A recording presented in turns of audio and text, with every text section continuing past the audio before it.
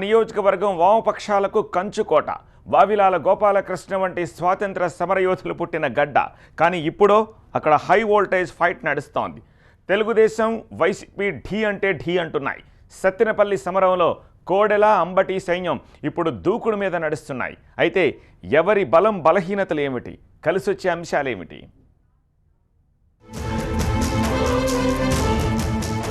సత్తెనపల్లి గుంటూరు జిల్లాలో కీలక నియోజకవర్గం. టీడీపీ ఆవిర్భావం తర్వాత తెలుగుదేశం వామపక్ష నేతలే ఇక్కడి నుంచి అత్యధిక సార్లు గెలుపొందారు. 2004, 2009లో కాంగ్రెస్ అభ్యర్థి ఎర్రం వెంకటేశ్వరరెడ్డి విజయం సాధించారు.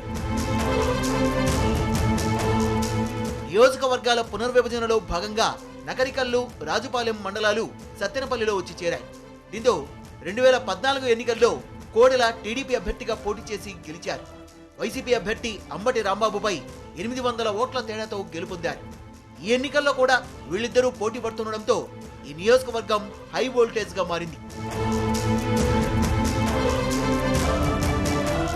కోడెల శివప్రసాదరావు 6 సార్లు ఎమ్మెల్యేగా గెలిచారు. ఏపీ తొలి స్పీకర్ గా కూడా పనిచేశారు. అంబటి రాంబాబు 1989లో రేపల్లె ఎమ్మెల్యేగా కాంగ్రెస్ నుంచి గెలిచారు.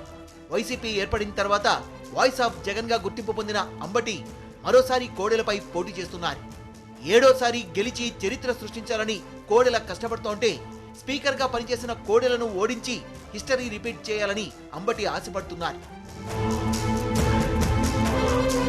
ఇద్దరు నేతల బలాలు బలహీనతల విషయానికి వస్తే కోడెల టీడీపీలో సీనియర్ నేత కావడం ఆయనకు కలిసొచ్చే అంశం. ఇటు అంబటి నియోజకవర్గంలో గట్టి పట్టుండడం పాజిటివ్ అంశం. స్పీకర్ గా పనిచేయడంతో పాటు సత్తెనపల్లిని అభివృద్ధి చేయడం స్పీకర్ కోడెలకు మంచి మార్కులే తీసుకొచ్చాయి. అటు అంబటి కార్యకర్తలకు అందుబాటులో ఉండడం, పార్టీ ఏ కార్యక్రమం చేపట్టినా జనంలోకి తీసుకెళ్లడంలో ఆయనకు మంచి మైలేజీనిచ్చే అంశం. కోడెల కుటుంబ పాలనపై చాలా ఆరోపణలుంటే అంబటికి వ్యతిరేక వర్గం తయారు కావడం ఆయనకు మైనస్ గా మారింది. 5 ఏళ్లలో అవినీతికి పాల్పడ్డారని కోడెలపై విమర్శలుంటే పార్టీపైనే పూర్తిగా అంబటి ఆధారపడతారని సత్తెనపల్లిలో ప్రచారం ఉంది. ఇంకా రెండు పార్టీల ఈక్వేషన్ పరంగా చూస్తే ఇద్దరే. నాన్ స్టాప్ గా కొనసాగుతున్న ప్రచారం, అభ్యర్థులిద్దరి జోరు సత్తెనపల్లిని పొలిటికల్ కబడ్డీకి కేర్ ఆఫ్ గా మార్చేసింది.